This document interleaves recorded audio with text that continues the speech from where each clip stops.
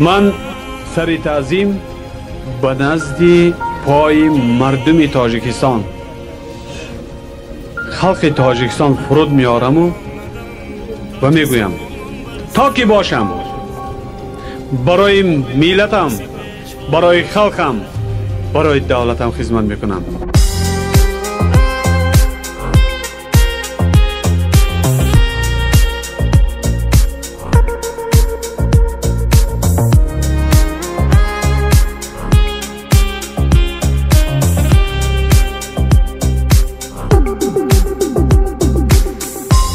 شب گشتم همه گشت و دولتی خودم ششتم من دشه کردم من پشتی چی میگردم من عمر و وقتی خود را بهری چی فدا کردم میخوام از نو خورد شوم پیش مادر برگردم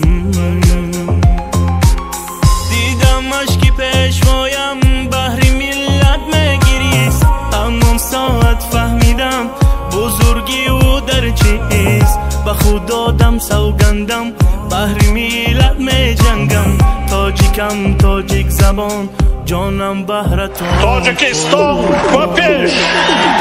تاجیکم فخرم با دولتم تاجیکم فرزندی این ملتم من به دنیا آمدم تاجی سامان بر سرم قهرمان دارم نشان عکسی پیشوا در برم تاجیکم فخرم با دولتم تاجیکم فرزندی این ملتم من به دنیا آمدم تاجی سامان بر سرم قهرمان دارم نشان